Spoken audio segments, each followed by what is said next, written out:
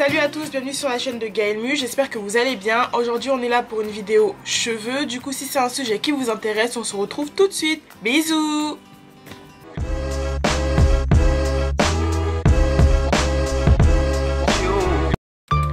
Alors avant de vous parler des huiles, parce que je sais que c'est un sujet qui peut être problématique quand vous allez dans des boutiques indiennes ou asiatiques et que vous demandez au vendeur qui est là, est-ce que ça c'est bon, est-ce que ceci, est-ce que cela, et qui vous répond oui ça t'es bon pour cheveux, ou ben c'est relou. Je peux comprendre, en fait c'est des vendeurs mais ils savent pas vous conseiller.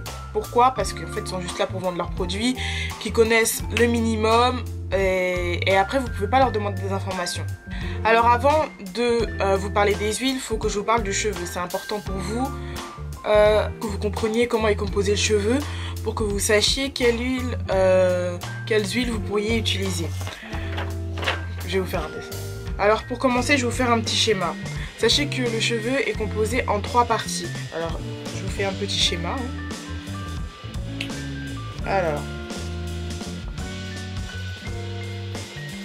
hop.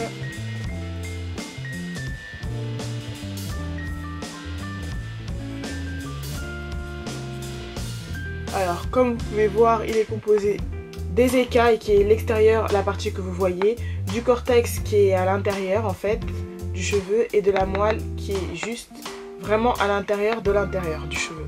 Alors une fois que vous savez ça, vous savez donc que la partie du cheveu se compose en 3 parties. Des écailles qu'on peut appeler aussi cuticules, qu'on peut avoir ouvertes ou fermées. Ça c'est un autre sujet.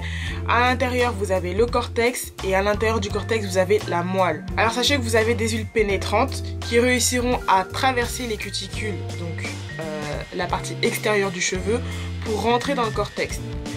Et vous avez aussi des huiles non pénétrantes qui elles resteront à la surface du cheveu, au niveau des cuticules, donc au niveau des écailles du cheveu. Alors sachez que votre cheveu produit quelque chose qui s'appelle le sébum. Le sébum, on va dire, c'est une huile naturelle que produit votre corps au niveau de l'épiderme de votre peau, c'est-à-dire la couche supérieure de votre peau. Ça peut se produire sur votre visage lorsque vous avez le visage gras, c'est du sébum, et aussi au niveau de votre cuir chevelu.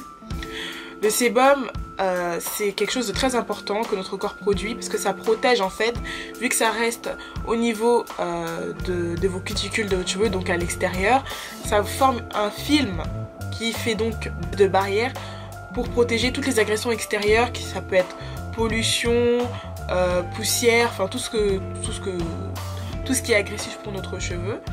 Ce sébum là protège notre cheveu. Le problème c'est quoi? C'est que quand on a des cheveux crépus, comme moi ça peut être 4A, 4B, peu importe, moi je suis 4C, et ben votre sébum a du mal à s'écouler tout au long du cheveu. Pourquoi? Parce que nos cheveux il est crépus. Le sébum il va avoir du mal à faire toute la longueur et arriver jusqu'aux pointes. C'est pour ça que nous on va devoir aider en fait notre cheveu afin d'utiliser une huile pour qu'on puisse l'avoir au niveau de toute la longueur du cheveu. Donc comme je vous ai dit, il y a des huiles pénétrantes et des huiles non pénétrantes. Je vais d'abord vous parler des huiles pénétrantes. Alors parmi les huiles pénétrantes, vous avez the best of the best, ce qui est ça, l'huile de coco. Ça c'est vraiment l'huile que j'utilise tout le temps, c'est mon huile préférée. Comme vous voyez, là elle est sous forme solide parce qu'en fait il fait pas assez chaud. En dessous de 20 degrés, elle est solide comme ça, et après vous pouvez la chauffer pour qu'elle devienne liquide et pour pouvoir l'utiliser. Au-dessus de 20 degrés, elle est liquide et en dessous, elle est solide. C'est la meilleure huile, pourquoi? Parce qu'elle pénètre dans le cortex, donc elle traverse les cuticules pour arriver dans le cortex, et elle est composée d'un acide qui s'appelle l'acide laurique, qui est un acide gras. Et c'est l'un des seuls acides qui ont la possibilité de traverser les cuticules et de rester dans le cortex pour nourrir le cheveu de l'intérieur. Cette huile de coco, elle est aussi composée de vitamine E, qui est une vitamine qui est très importante pour le cheveu, vu qu'elle a des agents hydratants, et aussi des vitamines K. Donc cette huile-là, c'est vraiment la meilleure des huiles pénétrante qu'on peut utiliser, parce que non seulement elle nourrit le cheveu à l'extérieur au niveau des cuticules, mais aussi grâce à l'acide laurique qu'elle se compose, elle peut arriver dans le cortex pour nourrir le cheveu de l'intérieur. Vous avez une autre huile aussi, c'est l'huile d'avocat. Bon, c'est un peu effacé, mais vous voyez, c'est de la même gamme. C'est la même gamme que l'huile de coco. L'huile d'avocat aussi, c'est une huile, on va dire l'huile de coco, elle va agir en profondeur, mais ça veut dire que ça va agir beaucoup. Maintenant, en dessous de ça, vous avez l'huile d'avocat qui va agir, elle, de façon moyenne, mais qui a tout aussi son importance que d'autres. L'huile d'avocat par rapport à l'huile de coco, l'huile d'avocat, elle va plus avoir des vertus, on va dire, de guérison. C'est-à-dire que si vous avez des pellicules, c'est l'huile qu'il va falloir utiliser. Si vous avez des démangeaisons, problème du cheveu. Par contre, sachez que cette huile d'avocat, vu qu'elle a des vertus de guérison, elle va jamais réparer vos pointes. C'est-à-dire que vos pointes, une fois qu'elles sont mortes, il faut les couper. Vous n'avez pas à l'utiliser. Elle va pas les réparer, mais on va dire, elle va prévenir. Elle va plus prévenir votre cheveu. Ça va être donc plus une huile qui va être préventive. Mais vos problèmes superficiels, hein, j'entends bien. C'est-à-dire les problèmes de pellicule, de démangeaison, etc. Mais pas des problèmes, comme je vous ai dit, de fourche, de casse. Parmi les huiles pénétrantes, vous avez aussi l'huile d'olive. Franchement, c'est pas une huile que j'utilise souvent, c'est pour ça que je peux pas vous la montrer. J'ai du mal avec l'olive, que ce soit le fruit, je sais pas si c'est un fruit. Bon, bref, que ce soit l'olive même ou l'huile d'olive pour cuisiner, pour mettre pour mes cheveux, je sais pas, je fais quelque chose, je fais un rejet, j'aime pas l'huile d'olive, mais c'est une huile aussi que je peux vous proposer. Après, il y a deux autres beurres et huiles qui contiennent donc l'acide laurique, là, l'acide qui est présent dans l'huile de coco, qui va pouvoir pénétrer dans le cortex. Vous avez l'huile de babassou et le beurre de mouroumou. Bon, ces deux produits-là, je les ai pas parce que je les ai jamais utilisés, mais bon, je me pencherai sur ça. Enfin, quoique, je sais pas. Enfin, quand je voudrais changer ma routine, j'essaierai. Pour l'instant, je reste à mon huile de coco avec mon acide laurique qui me va très bien. Ensuite, comme je vous ai expliqué, là, on en était pour les huiles pénétrantes. Les huiles non pénétrantes, elles sont pas moins importantes que les huiles pénétrantes. Pourquoi? Parce que les huiles non pénétrantes, dont on va parler tout de suite là, elles se posent sur la partie extérieure du cheveu et elles forment un film gras. Ce film, il va permettre de protéger votre cheveu des agressions extérieures et il va aussi vous permettre de maintenir votre cheveu hydraté. C'est-à-dire que comme il va faire une sorte de bouclier à la partie extérieure de votre cheveu, il va garder votre cheveu hydraté. Il va permettre à votre eau qui est donc dans votre cheveu de ne pas s'évaporer. Donc en ce qui concerne les huiles non pénétrantes, vous avez aussi l'huile d'avocat qui peut s'utiliser comme je l'ai dit dans les deux cas.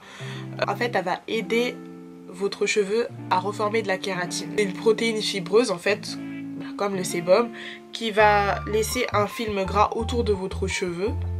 Et donc cette barrière là, ce film gras qui sert de barrière, va donc aider votre cheveu à être en bonne santé parce qu'il va garder l'hydratation que vous aurez faite et il va empêcher les agressions extérieures d'atterrir dans le cortex. Parmi les huiles non pénétrantes, vous avez aussi l'huile de jojoba. L'huile de jojoba, on va dire, c'est la meilleure huile qui fait office de barrière à votre cheveu. Pourquoi? Parce que c'est celle qui a la composition qui se rapproche le plus de notre sébum. Comme je vous ai expliqué, le sébum est produit par votre corps, mais il va pas pouvoir s'écouler tout au long de la tige capillaire. De fait, le jojoba a une composition qui est presque identique à celle que votre cuir chevelu va produire. En fait, elle agit comme un lubrifiant, c'est-à-dire et elle va être imperméable, c'est-à-dire que toutes les agressions, l'eau, etc. vont couler tout au long de votre tige capillaire sans rentrer dans le cortex et abîmer, donc provoquer des failles dans votre cheveu pour qu'ils deviennent secs, abîmés, etc. En fait, ça vous sert vraiment de bouclier. Plus de ça, l'huile de jojoba, elle est légère, elle est pas collante. Enfin, c'est vraiment l'huile idéale quand vous voulez pas avoir le cheveu gras, quoi. Contrairement à l'huile de coco qui est assez lourde. Après, vous avez aussi plusieurs beurres que vous pourrez utiliser qui feront office de barrière. Vous avez le beurre de karité que vous pourrez acheter. Bon, là, j'en ai plus, je peux pas vous montrer. Donc, comme j'en ai plus, en attendant, j'utilise ça. C'est une crème activilon au karité. Bon, c'est pas du beurre de karité, mais bon, c'est au karité. Et ça fait aussi office de barrière. Ça vous nourrit les cheveux, ça vous protège des changements climatiques. Il y a aussi le beurre de mangue. Voilà. Le beurre de mangue aussi, il va fortifier votre cheveu, il va les protéger des changements climatiques, enfin il va vous faire que du bien, quoi. Donc votre beurre de mangue, il va vous protéger, il va prévenir l'apparition des fourches, il va fortifier votre cheveu. Vous avez aussi l'huile de chanvre. L'huile de chanvre, elle va être restructurante, elle va nourrir votre cheveu, elle va améliorer l'élasticité de votre cheveu, va apporter du volume, de la brillance et en plus elle est riche en oméga 3 et 6 qui est similaire à la composition des lipides. En fait c'est gras, mais je préfère vous donner les termes comme ça vous savez de quoi vous parlez. Qui est similaire aux compositions des lipides que votre corps va produire. Vous avez aussi l'huile de cucuy qui va démêler votre cheveu, elle va les nourrir, elle va apaiser votre cheveu, elle nourrit toutes les couches de l'épiderme et constitue, ouais c'est ça. C'est ça que je viens de vous dire. Après il y a d'autres huiles, hein. Il y a l'huile de germe de blé, elle va aussi protéger et nourrir votre cheveu. Vous avez l'huile de Tulukuna qui est une huile réparatrice. Elle est réparatrice et apaisante. Vous avez l'huile d'Abyssinie. L'huile d'Abyssinie qui est nourrissante et protectrice aussi. Vous avez l'huile de chaulmon gras. Cette huile-là, elle est plus purifiante et apaisante. Mais ce que vous devez savoir, c'est qu'il n'y a pas une huile supérieure à d'autres. Toutes les huiles ont leur utilité.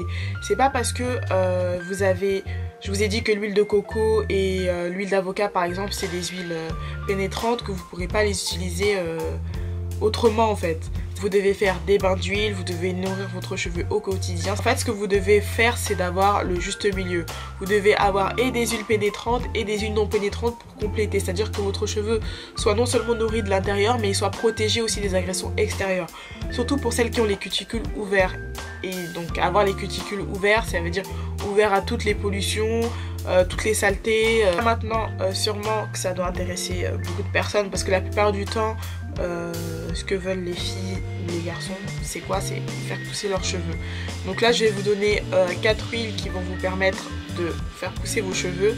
Et c'est pas parce que je vous donne ces noms-là que vous devez tout mettre dans vos cheveux comme ça n'importe comment. Non, vous devez faire des bains d'huile, mais vous devez aussi appliquer la méthode quotidienne. Donc je vous ai mis, je vous mettrai le lien de ma vidéo si vous ne l'avez pas vu, de faire la méthode LEC, c'est-à-dire de mettre quelque chose de liquide, donc comme de l'eau, pour hydrater votre cheveu, mais de mettre aussi de l'huile qui est non pénétrante, qui va garder l'eau que vous avez mise, et vous devez mettre aussi de la crème pour assouplir votre cheveu, pour qu'il soit plus malléable, etc.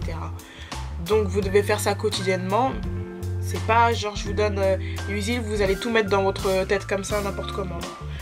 Donc pour les huiles qui favorisent la pousse des cheveux, vous avez l'huile de coco. Vous avez l'huile de ricin. Il n'en reste pas beaucoup d'ailleurs.